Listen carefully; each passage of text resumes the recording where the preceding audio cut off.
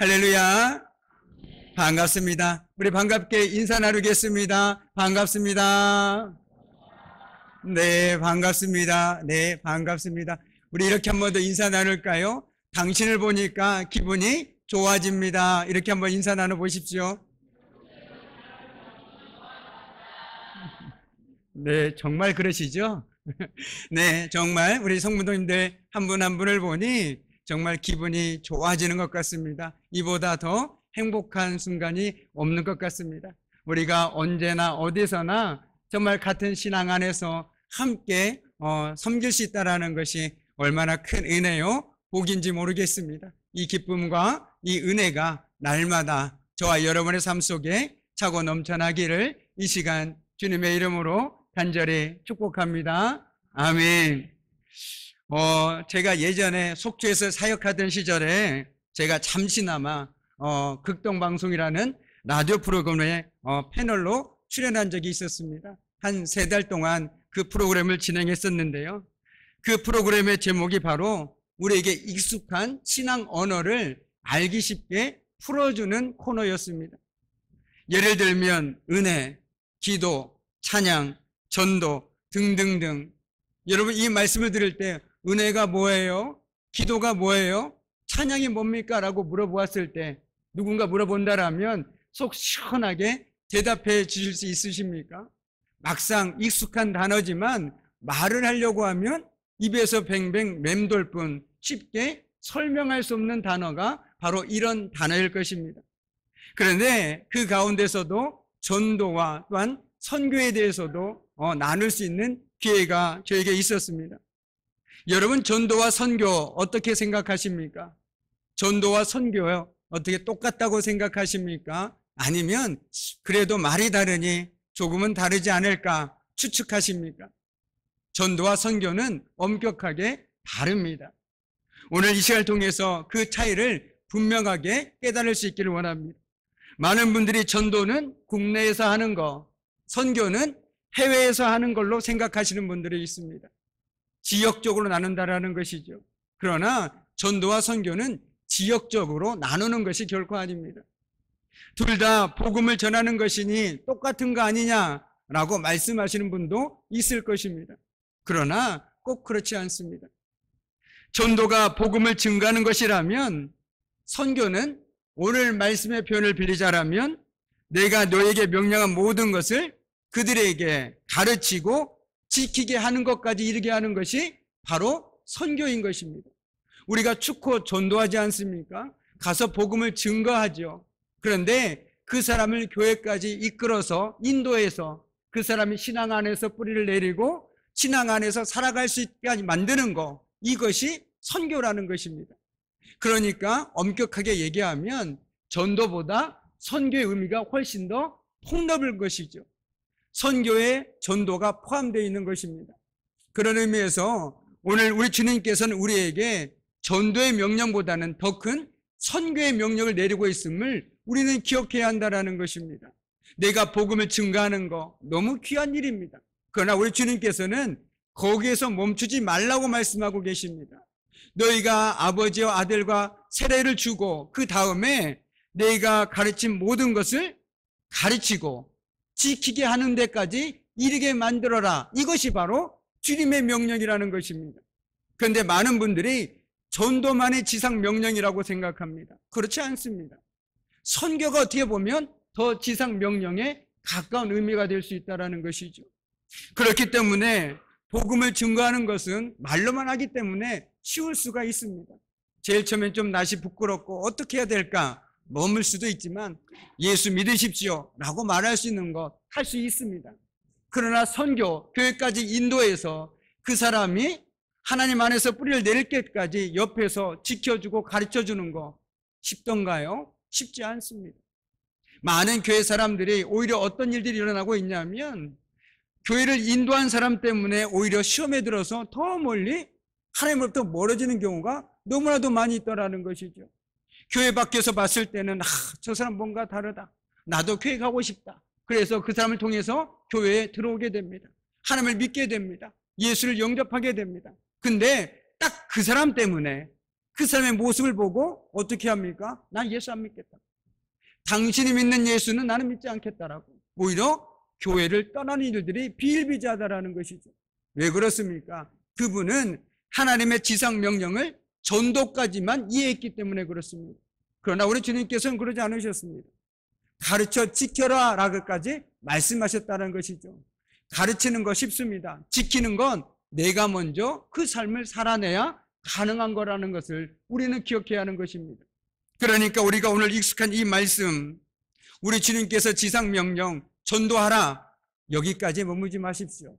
그 사람을 인도해서 하나님의 전에서 살아갈 수 있도록 내가 가르치고 지키는 것까지 하나님께서는 우리에게 요구하고 있다는 것을 기억하시기 바랍니다.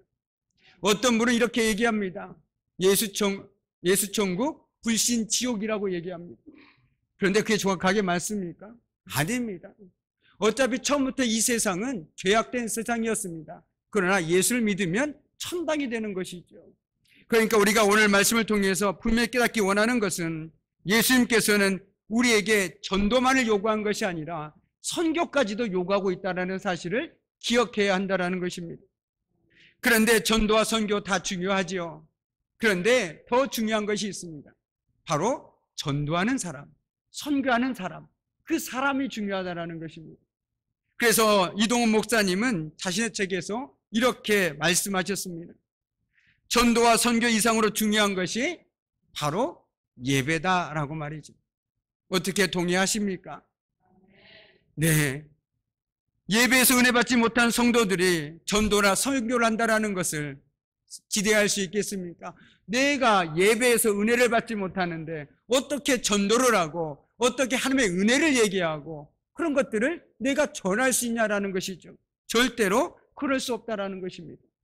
그렇기 때문에 전도와 선교의 사명을 받은 분들, 해외에서 선교하시는 분들, 자기 유익을 구하지 않고 정말 어려운 가운데서 선교하시는 분들 어떻습니까?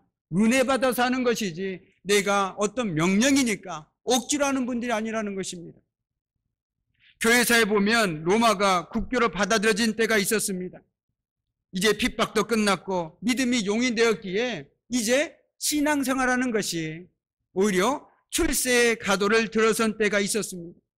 그런데 오히려 그때 사막으로 들어가서 신앙을 추구한 사람들이 있었습니다.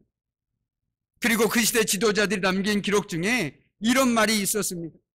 한번 잘 들어보시기 바랍니다. 우리는 예배의 결과로 마귀가 되거나 천사가 된다. 예배에서 은혜 받지 못한 사람은 마귀가 되고 예배에서 은혜 받은 사람은 천사가 된다. 그래서 주의 제자들에게 예배에 몰입하고 말씀으로 은혜 받는 것보다 더 중요한 일은 아무것도 없다라고 말입니다. 저는 이 말씀을 읽고 또 읽으면서 정말 그렇구나. 내가 예배에서 은혜를 받지 못한다면 오히려 나는 누군가를 정죄할 수 있는 마귀도 될 수 있습니다. 그러나 내가 하나님께 은혜를 받으면요, 그 누구도 용납할 사람이 없고 용납하지 못할 사람이 없고 그 누구도 사랑하지 못할 사람이 없습니다. 그런데 반대로 내가 예배를 통해서 은혜를 누리지 못하면요, 누구나 다 나의 정죄 대상입니다. 사랑할 수가 없습니다. 어떻게 저 사람을 사랑합니까? 그러나 내가 예배를 통해서 말씀을 통해서 은혜를 누리면 나 역시 똑같은 사람이라는 것을 깨닫기에 내가 어떻게 되겠습니까? 사랑하지 못할 사람이 없습니다. 용납하지 못할 사람이 없고 그럴 수도 있지. 나도 그럴 수 있는데 이렇게 서로가 서로를 용납해 줄 수 있다는 것입니다.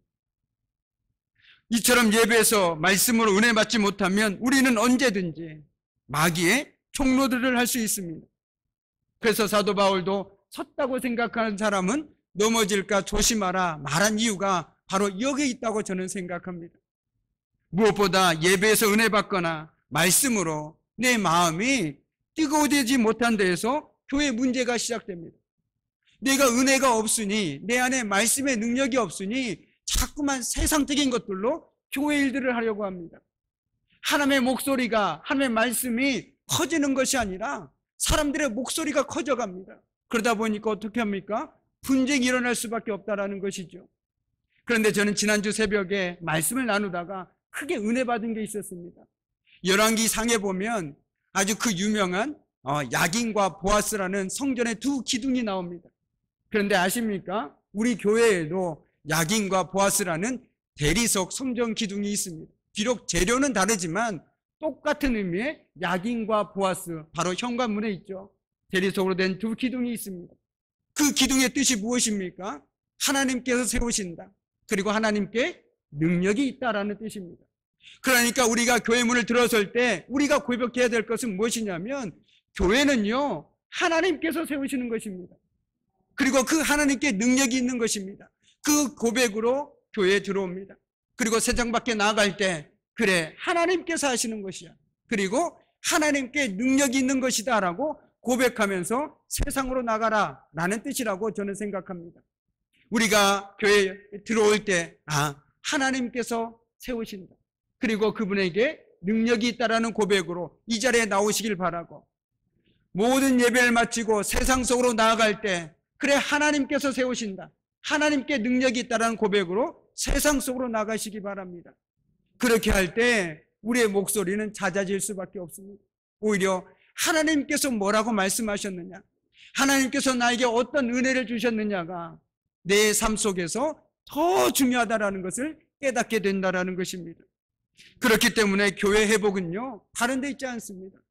내가 예배를 통해서, 내가 말씀을 통해서 은혜를 회복하고 은혜를 사모하고, 그리고 하나님을 만났을 때 교회의 회복은 일어나는 것입니다.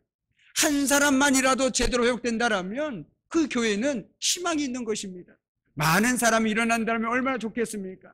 그러나 하나님은요, 한 사람을 통해서도 충분히 일하실 수 있는 분 아니십니까? 우리가 축구 전도하지 않습니까? 물론 우리가 하지만 그 모든 과정에서 열매를 맺게 하시는 분은 누구십니까? 하나님이시죠. 그렇지 않습니까? 나는 그저 하나님께 쓰임받는 도구일 뿐인 것입니다. 내 목소리가 커질수록 그 열매는 맺혀질 수가 없습니다. 왜요? 하나님이 보이지 않으니까. 그러나 나를 통해서 내가 보이는 것이 아니라 하나님의 말씀이 드러나고 하나님이 보이기 시작하면 하나님께서 우리 삶을 통해서 열매를 맺게 하실 것이라는 것이죠. 이것이 중요합니다. 하나님께서 하십니다. 하나님께서 세우시는 것이고 그 하나님께서는 능력이 있다라는 것이죠. 오늘 마찬가지입니다. 하나님께서는 우리들에게 너희는 세상 모든 민족에게 가서 제자 삼으라라고 말씀하셨습니다. 근데 이걸 바꿔 얘기하면요, 너희들이 하는 것이 아니고 내가 할 것이니까 하나님께서는 우리에게 무엇을 요구하고 있는 것입니까? 순종만 하라는 것입니다. 너희들은 내가 가는 곳에 가서 말씀을 선포해라. 그러면 내가 세상 끝날까지 너와 함께 있으면서 내가 그 일을 이뤄가겠다라고 말씀하고 있다라는 것입니다.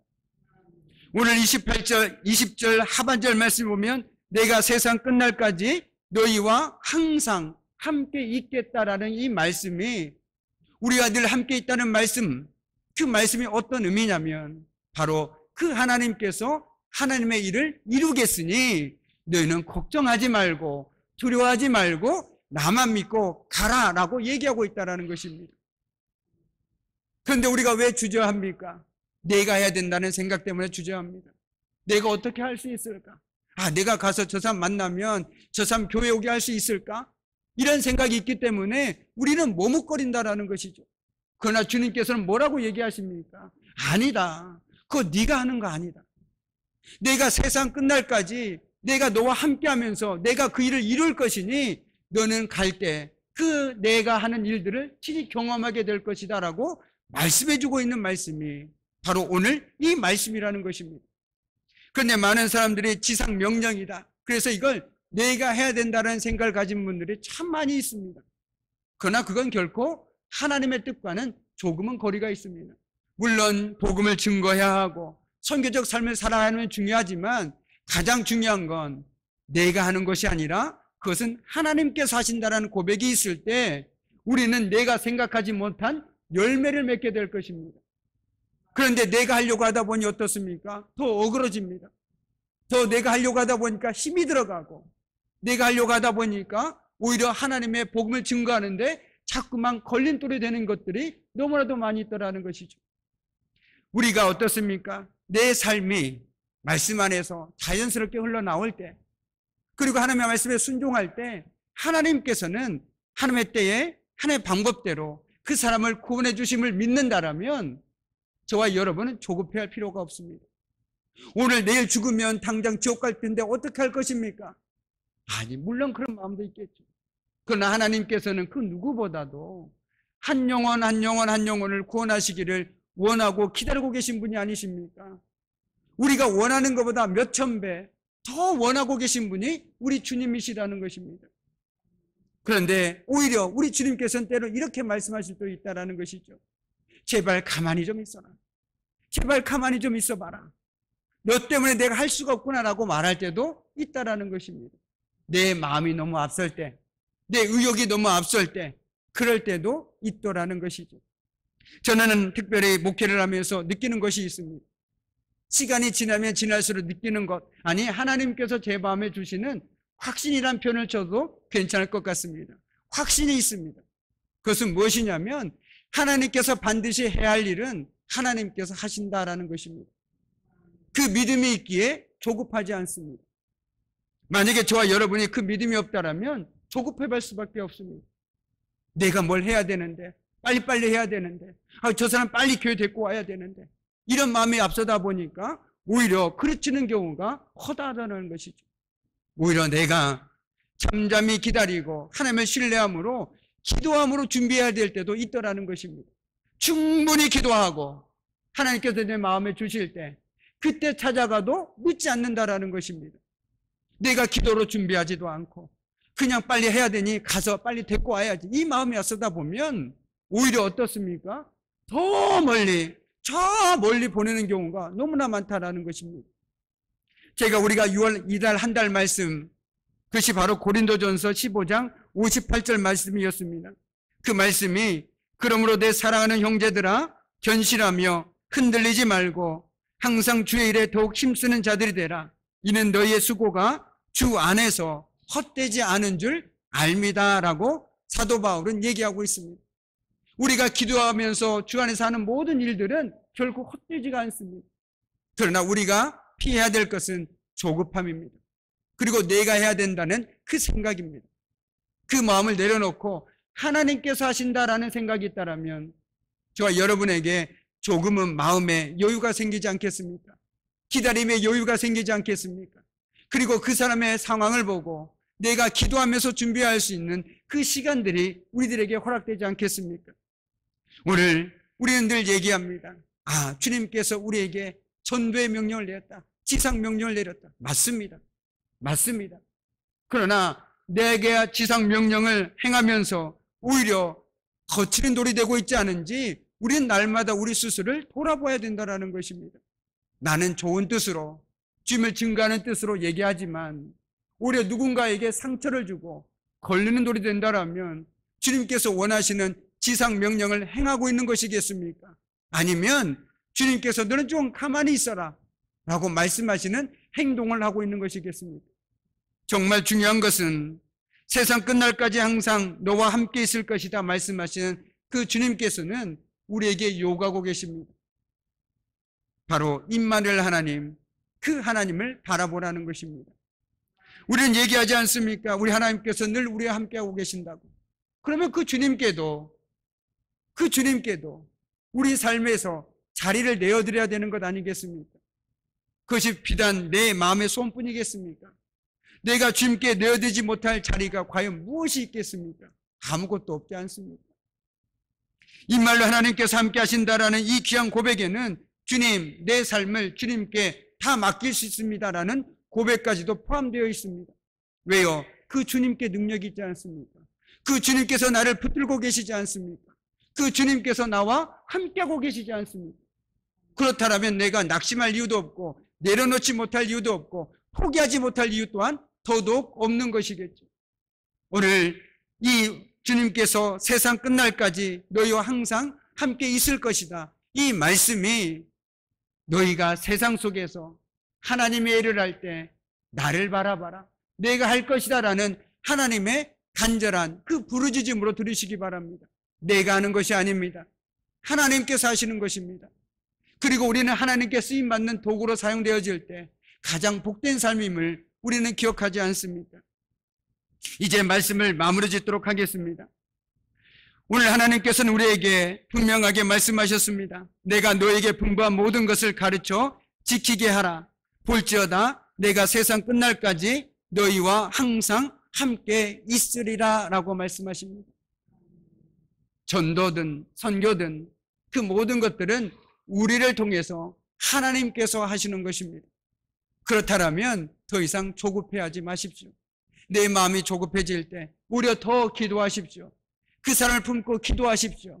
그 사람 마음이 열려지도록 기도하십시오. 그리고 하나님께서 감동을 주실 때, 그 사람에게 나에게 생각나게 해주실 때 그냥 전화 한 통해도 충분합니다. 아무 말 하지 않아도 됩니다. 그냥 전화 한 통, 안부 인사 한 통, 그 하나만으로도 충분하다라는 것이죠. 그것이 무엇입니까? 나는 당신을 향해서 결코 믿음의 끈을 놓고 있지 않습니다. 언제든지 당신이 주님께 돌아올 것이라는 것을 나는 믿고 기다리고 있으니, 이런 표현이라는 것이죠. 꼭 내가 교회 나와라, 물론 귀한 말이죠. 교회 나와라, 이 말을 해야 될 때도 있습니다. 하지만 때로는 잘 지내느냐, 기다리고 있다, 걱정하지 말고 내가 항상 기도하고 있다, 이렇게 말해주는 것도 필요할 때가 있다는 것입니다. 왜요? 하나님께서 하시니까요. 나는 그저 말 한마디뿐인데 하나님께서는 그 말을 통해서 오히려 그 사람의 마음을 열 때도 있다는 것입니다. 이것이 바로 하나님이 일하는 방식이라는 것이죠. 세상이 일하는 방식은 무엇입니까? 내가 해야 됩니다. 어떻게 해서든지 내가 해야 됩니다. 그러나 하나님의 방식은 내가 하는 것이 아닙니다. 그것을 기억하신다라면 우리가 한 주간의 삶을 살아갈 때 우리가 품고 있는 그 한 사람을 위해서 우리가 어떻게 해야 하는지 너무나도 분명한 것 같습니다. 먼저 충분히 기도하십시오. 그 사람의 영혼을 놓고, 그 사람의 삶을 놓고, 그 가정을 품고 충분히 기도하십시오. 그리고 하나님께서 감동 주실 때 그냥 안부 전하든, 아버지 그냥 내가 믿음의 끈을 놓지 않고 그렇게 살아가시기 바랍니다. 그럴 때 우리는 우리가 생각하지 못한 하며 놀라운 일하심을 경험하게 될 것입니다. 왜냐하면 그것이 바로 사람이 일하는 방식과 하나님이 일하는 방식의 결정적인 차이라는 것이죠. 그래서 우리 이렇게 얘기하지 않습니까? 나는 아무것도 하지 않았는데, 나는 아무것도 하지 않았고 그저 안부 전화만 했을 뿐인데, 나는 그저 아무 말도 하지 않았는데 그 사람이 나 때문에 교회 왔다라고 얘기합니다. 그것이 무엇입니까? 하나님께서 역사하신 것이죠. 바로 그것을 우리 주님께서는 우리에게 요구하고 있는 것입니다.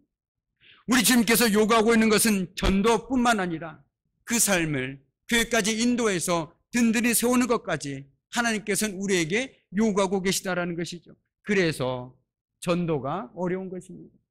그래서 전도가 너무너무 힘든 것입니다.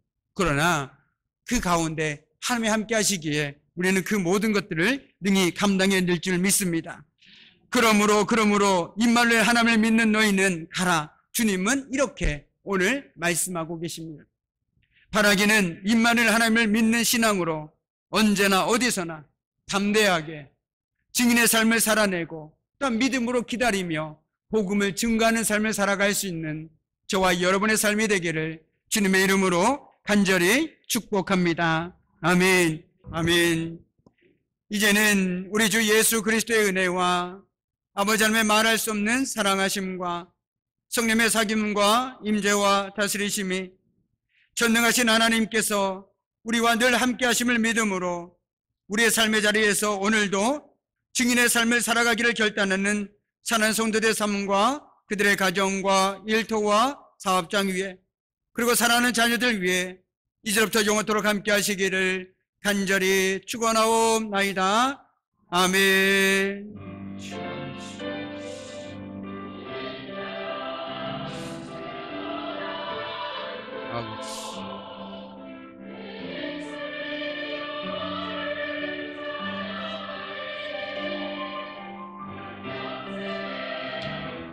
내가 누려왔던 모든 것들이, 내가 지나왔던 모든 시간이,